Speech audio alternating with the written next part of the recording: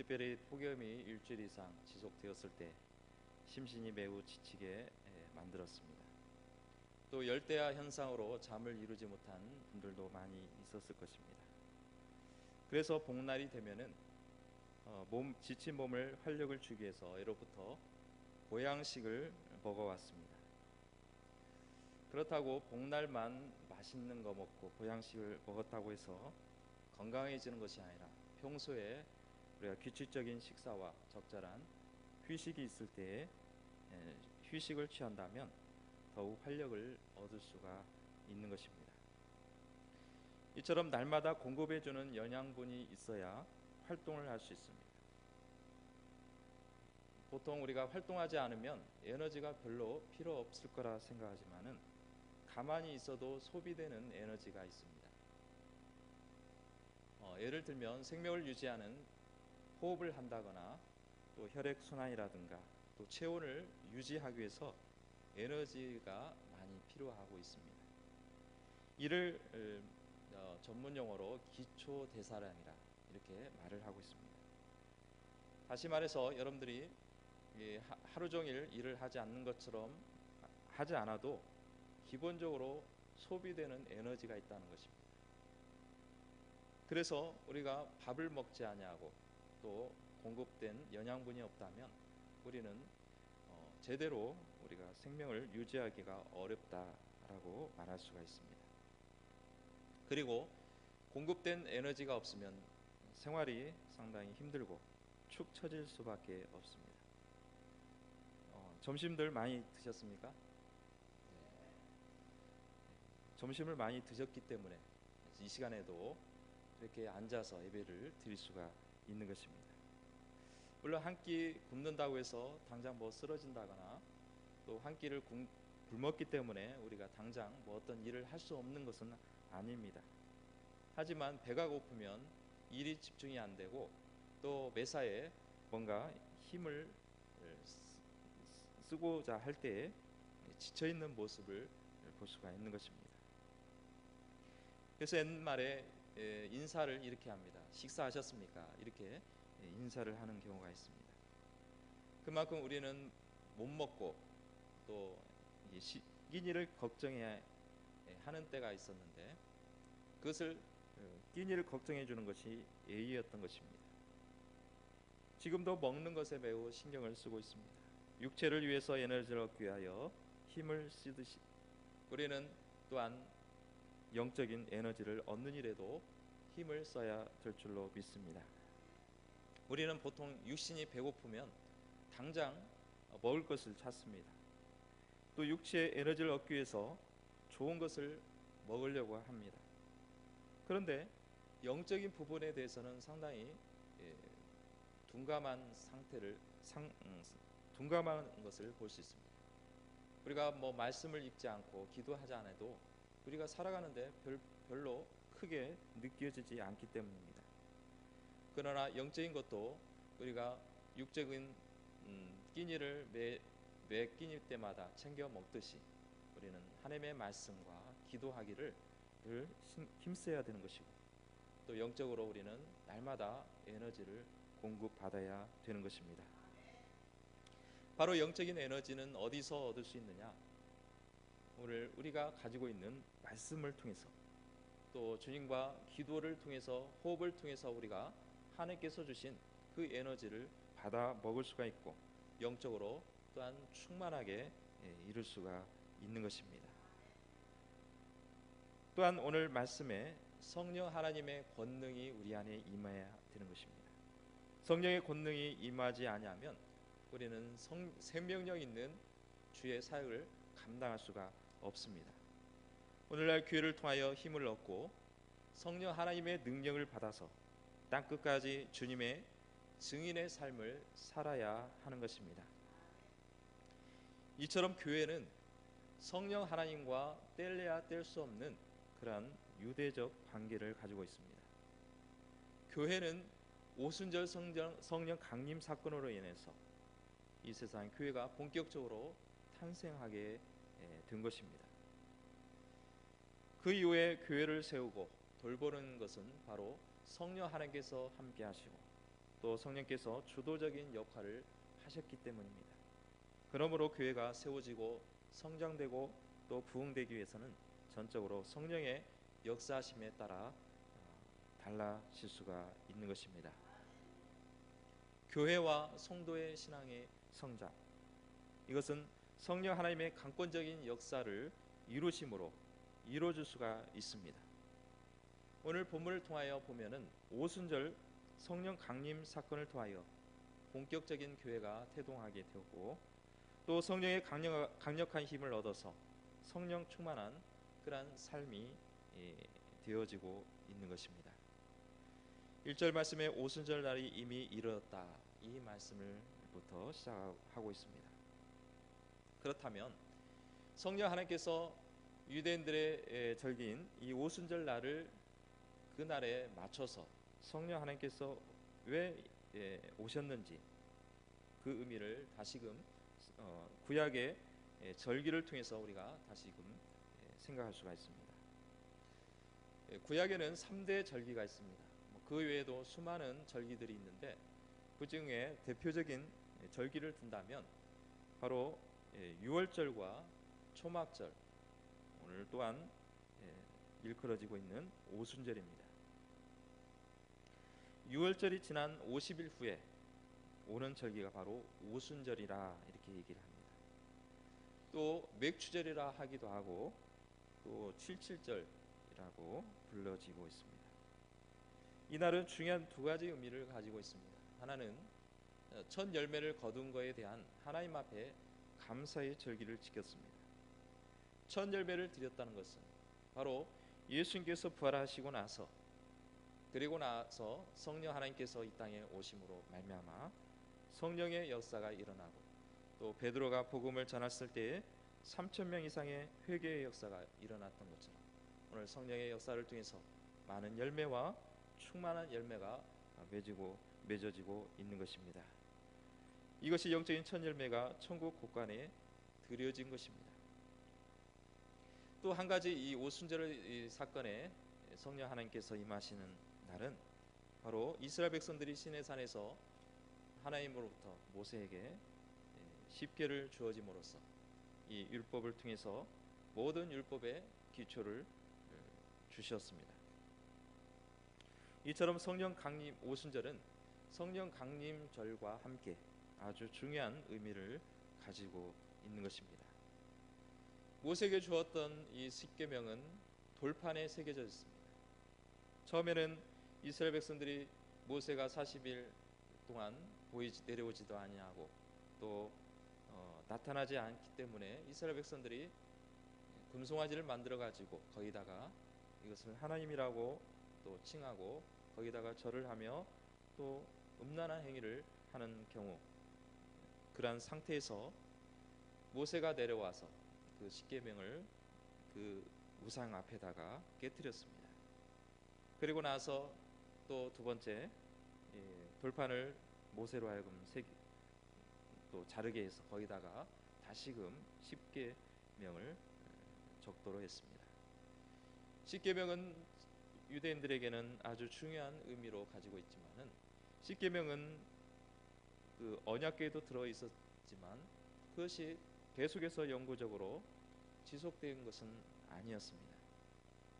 십계명은 돌판에 새겨져 있었기 때문에 유대인들은 그 돌판을 보지 아니하면 그 하나님께서 주신 10계명을 마음속에 새기기가 너무나 어려웠던 것입니다. 그리고 십계명을 생각할 때마다 십계명을 지켜야 되겠다는 그런 마음보다는 뭔가 하나의 율법으로 또 그냥 지나치는 경우가 많았던 것입니다.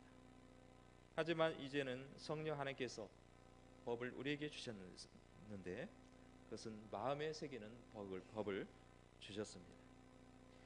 이처럼 성령 하나님께서는 오순절을 통해서 이 땅에 임하시고 또 우리와 함께 하심으로 하나님의 놀라운 역사를 이루고 있는 것입니다.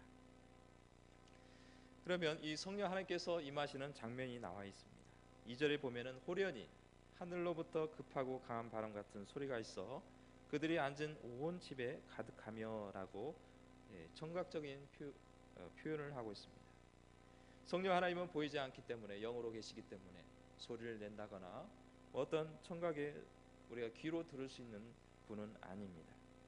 그러나 오늘 말씀을 통해서 성령께서 또 역사적으로 임하시는 날을 맞춰서 청각을 통해서 들려줄 수 있도록 임하여 주셨던 것입니다.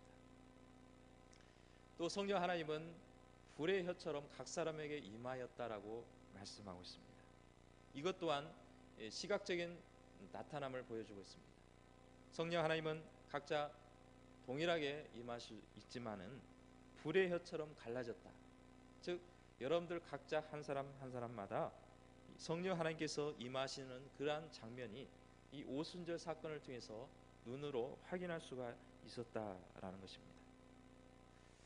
또 독특한 것은 뭐냐면은 성령 하나님이 임하심으로 말미암아 각 사람의 그 말이 방언으로 바뀌어집니다.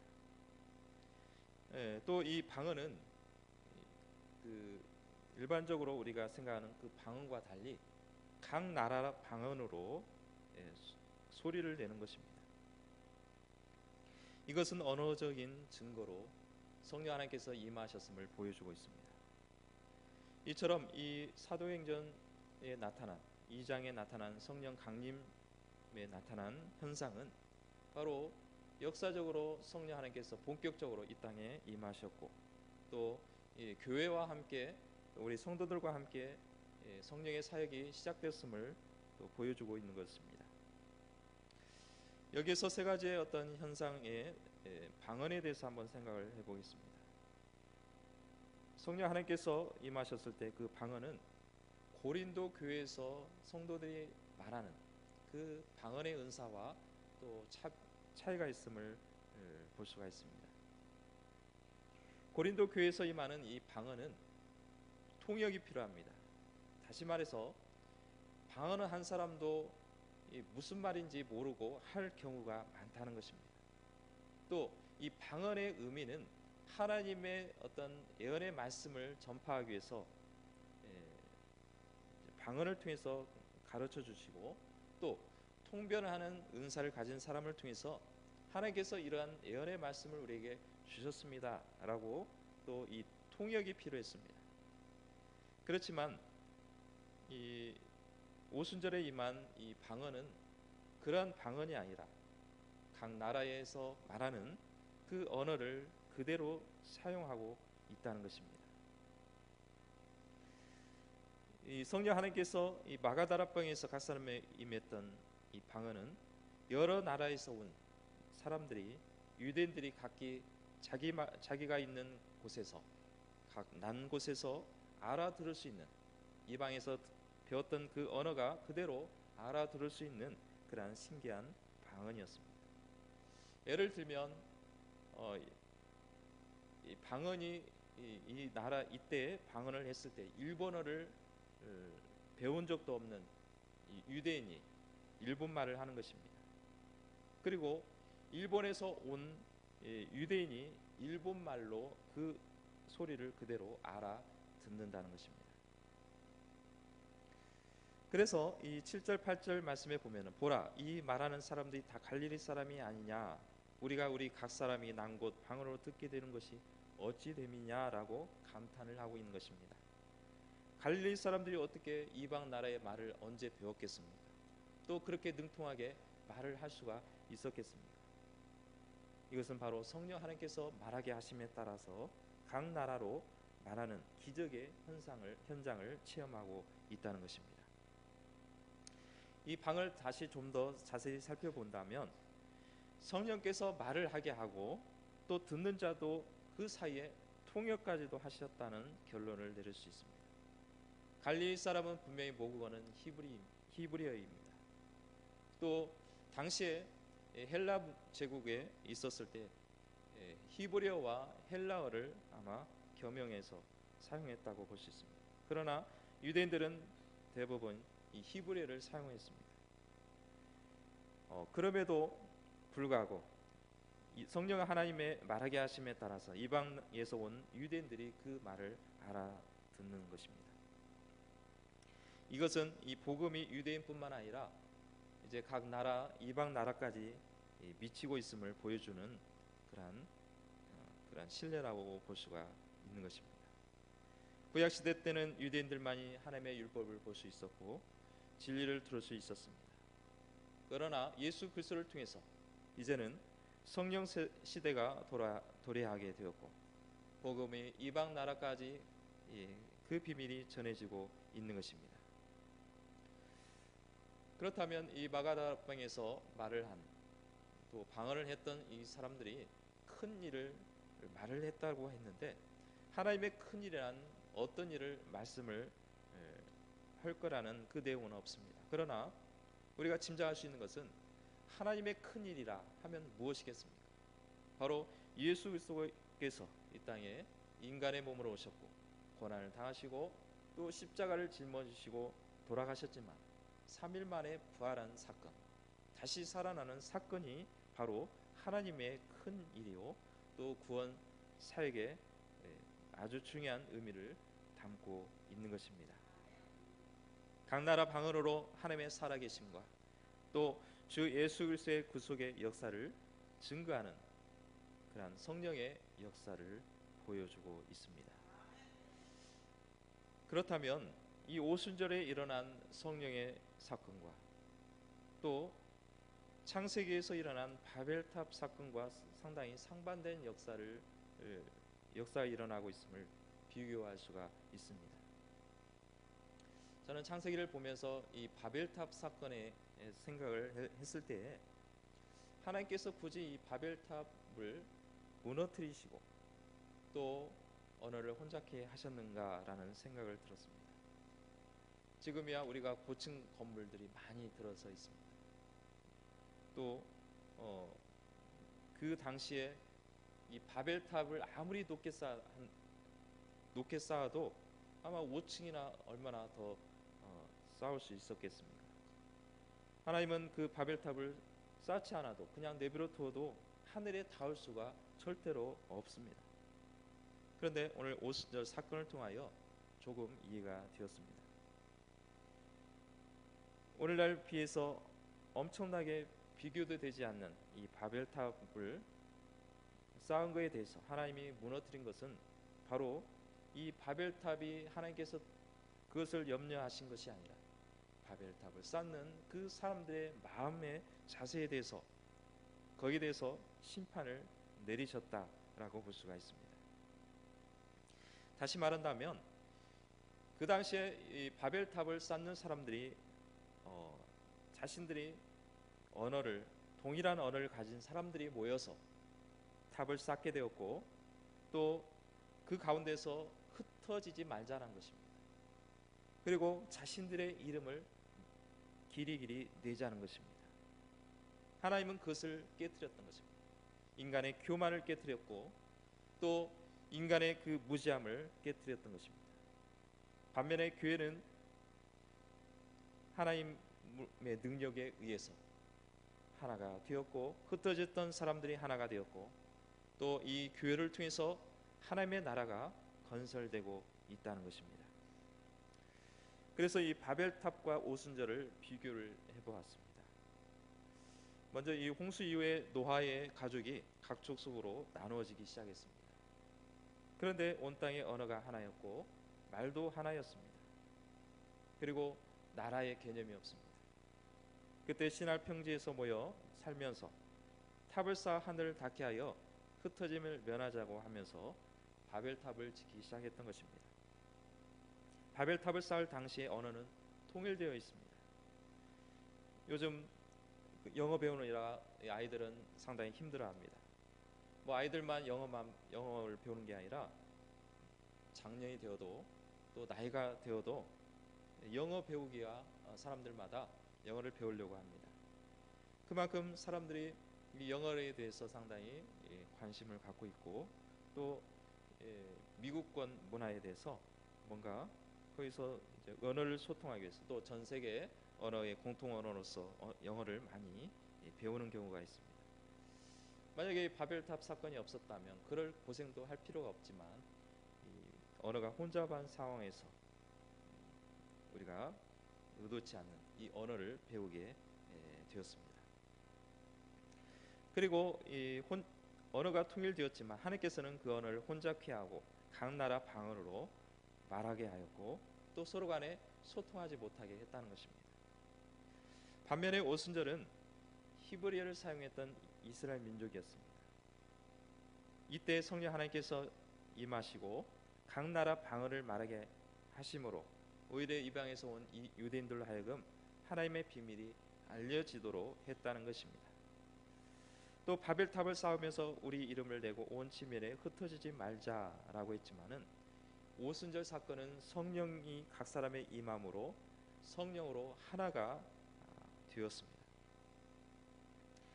또 바벨탑은 언어를 혼잡케 함으로 온 지면에 흩어 놓으셨지만 오순절 사건을 통해서 성령의 말하게 하심으로 난고 방언으로 흩어진 유대인들에게 하나님의 큰 일을 말하게 함을 듣게 되었습니다. 이처럼 하나님의 놀라운 비밀을 알게 되는 사건이 일어나게 된 것입니다. 그런데 이 오순절 사건에 대해서 성령 하나님께서 임하셨을 때 터져 나오는 이 방언에 대해서 잘못 이해를 하는 사람들이 있습니다. 방언이 터져야 성령이 자기에 임했다는 증거로 또 주장하는 사람들도 있습니다. 또 어떤 사람은 성령의 은사를 받았다고 하면서 엉뚱한 얘기를 하고 다니는 사람들도 있습니다. 이 모두가 잘못된 모습이라 할 수 있습니다. 그러나 오늘도 성령께서 말하게 하시고 듣는 자 사이에 강하게 역사하셔서 하나님의 큰 일 또 구원의 일을 이루게 해 주시는 것입니다. 지금도 성령 하나님은 강력하게 역사하고 계십니다. 하나님의 큰 비밀을 말하게 하시고 능력을 주시면서 진리를 선포하도록 인도하고 계시는 것입니다.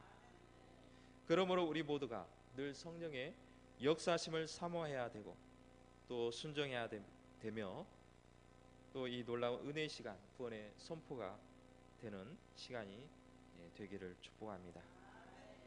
예수님께서는 이 땅에 성령으로 동정녀 마리아를 통해서 잉태되셨습니다. 그리고 요한에게 세례를 받으시고 공생애를 시작하게 하심으로 성령께서 충만하게 임하셨습니다. 마찬가지로 교회도 교회가 시작할 때도 역시 성령께서 임하심으로 역사하게 되었습니다. 오순절에 성령께서 강림하심으로 교회가 시작되었고 성령께서 오셔서 제자들에게 충만하게 하심으로 사명을 감당하도록 하셨습니다. 그 후에 사도를 통해서 성령에 힘입어 복음의 능력을 힘있게 전하도록 했던 것입니다. 결과적으로 교회는 성령 하나님의 보호하심과 인도하심에 따라서 계속해서 오늘날까지 성장하고 또 확장되고 또 오늘 교회가 이루어지고 있는 것입니다.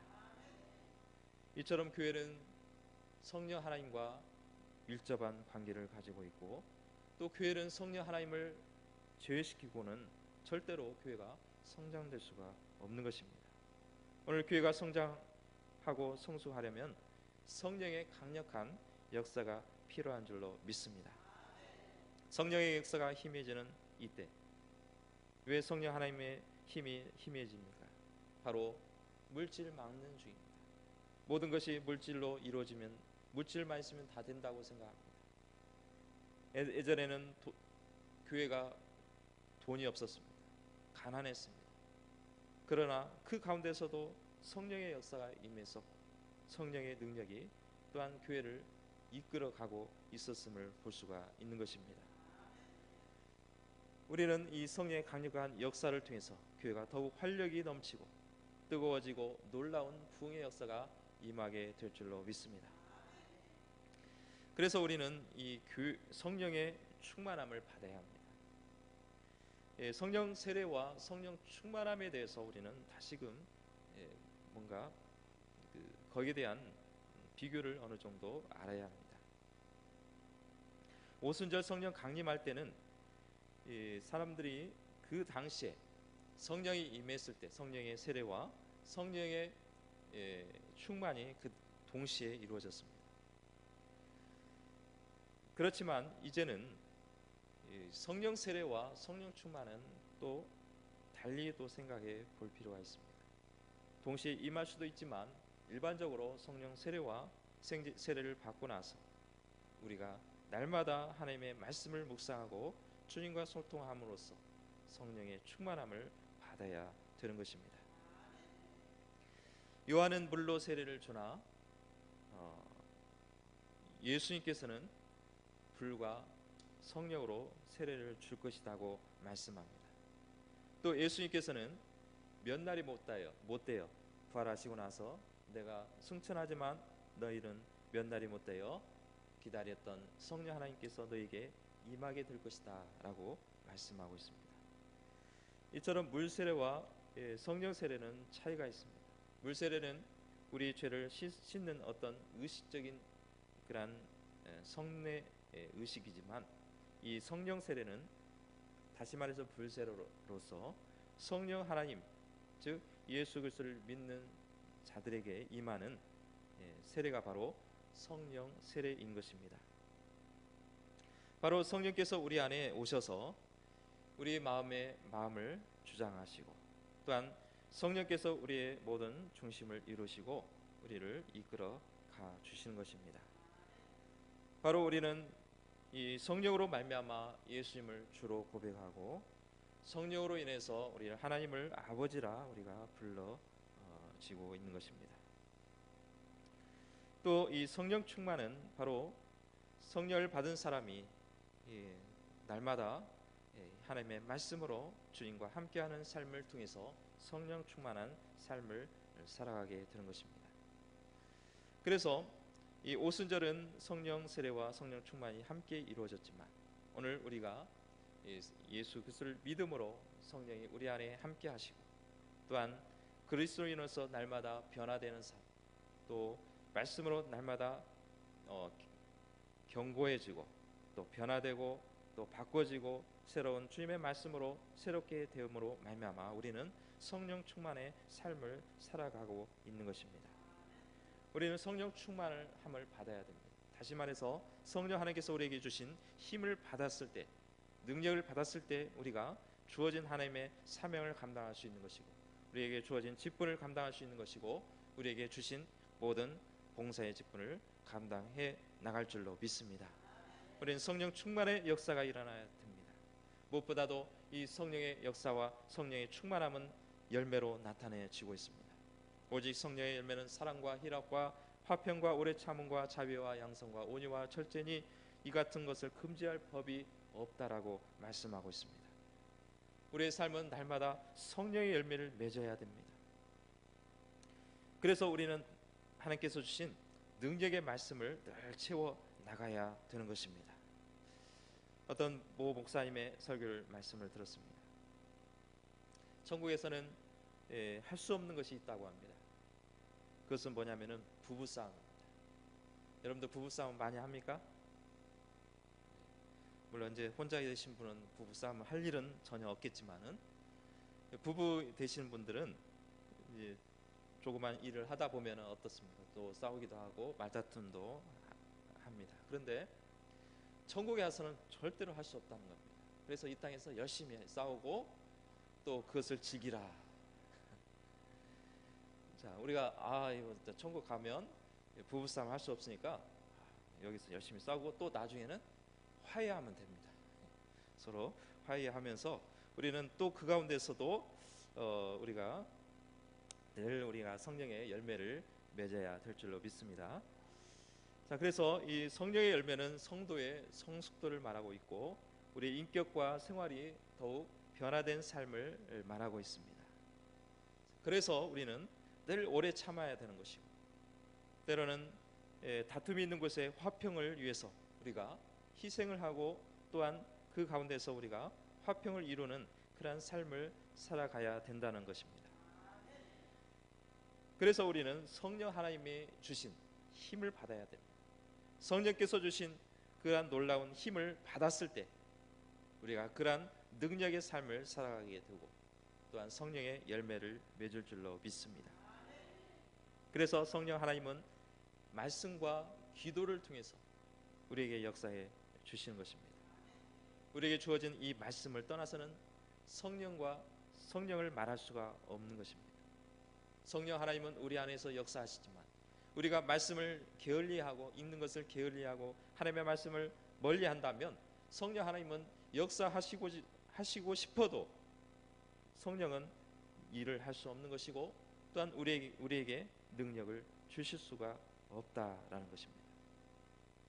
그래서 우리가 이 말씀의 은사도 있지만 여러 가지 은사, 지혜의 은사, 말씀의 은사, 또 지식의 은사도 있지만은 그것을 그 이외에 은사 위에 말씀을 배워야 되는 것이고 또 이 말씀을 날마다 곱씹어서 그 우러나온 그 말씀을 음미하고 또 하나님께서 주신 예언의 말씀을 우리는 붙들고 사모해야 되는 것입니다. 하나님의 말씀의 예언의 말씀을 사모했을 때 그 말씀을 바라보았을 때 하나님께서는 그 약속의 말씀이 우리의 삶을 통해서 우리의 모든 장래 미래를 통해서 하나님께서 이 약속의 말씀이 성취될 줄로 믿습니다. 또한 우리 영혼의 호흡이 계속적으로 이루어져야 되는 것입니다. 유대인들에게는 이 정시 기도와 무시 기도가 있었습니다. 정시 기도는 일반적으로 정해진 시간, 그 시간을 다른 일을 접어두고 일을 하다가도 그 자리에서 한적한 곳에 가서 기도를 합니다. 그것은 바로 정시 기도입니다. 사도 베드로도 성령을 받고 복음 사역을 하면서 항상 정시 기도를 한 것을 볼 수 있습니다. 이 정시 기도를 통해서 일반적인 반복적인 기도를 하고 또 계속적으로 기도를 드리는 시간이라고 볼 수 있습니다. 또 이 무시 기도는 정시 기도 외에 우리가 수시로 기도하는 것을 말하고 있습니다. 우리는 하나님 앞에 기도할 때 꼭 무릎을 꿇고 어디 또 손을 모으고 눈을 감아야만 기도하는 것이 아니라 우리가 다니면서도 때로는 바쁠 때는 기도할 처소를 발견하지 못하거나 때로는 기도할 시간 여력이 부족할 때에 우리는 무시 기도를 해야 되는 것입니다. 이 무시 기도는 늘 성령님과 교통하는 것입니다. 성령께서는 우리에게 늘 지혜를 주십니다. 또 우리에게 또 뭔가 깨달음을 하나님께서 주시기 때문에 그 가운데서 우리는 성령께서 주신 이 말씀과 또 성령께서 우리에게 깨우쳐 주시는 그 하나님 성령의 말씀을 우리가 늘 기억하고 또 성령 안에서 기도하는 그런 삶을 살아가야 되는 것입니다. 바로 이 무시 기도가 이루어져야 되는 것입니다. 내가 꼭 눈을 감아야만이 어떤 조용하고 또 한적한 곳에 있어야 그때만이 우리가 기도할 수 있는 것이 아니라 우리가 날마다 다니면서 우리의 또한 학교를 다니면서 또 직장을 다니면서 가정에서 또 바쁜 그러한 일과를 하면서도 그 가운데서 우리는 성령 안에서 또 무시로 기도해야 될 줄로 믿습니다. 이 기도도 바로 말씀을 늘 묵상하는 가운데 이 수시 기도가 소통이 되는 것입니다. 우리가 말씀을 모르고 성령 하나님의 뜻과 역사를 이해할 수가 없습니다.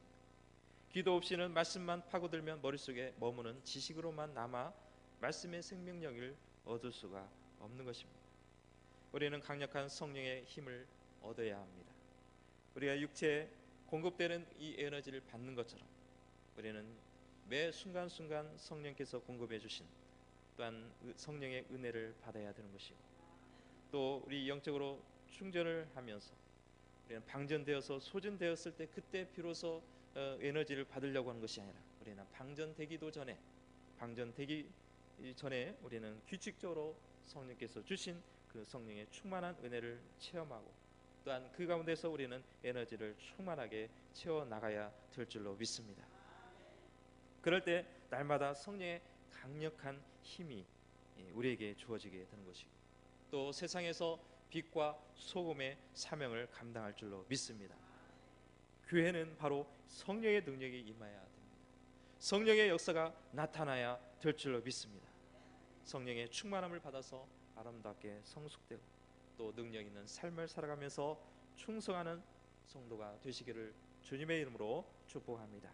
기도하시겠습니다. 거룩하신 하나님 아버지 감사합니다. 오늘 성령 강림의 통해서 오순절 사건을 통해서 마가다락방의 모든 기도하는 사람들이 성령을 받고 또 각 나라 난국 방언의 말씀을 또 큰 일을 말하게 함으로써 각 나라에서 온 유대인들로 하여금 또 그 나라의 말을 듣게 하시고 또 세상 곳곳에 복음의 사역이 시작된 줄로 믿습니다.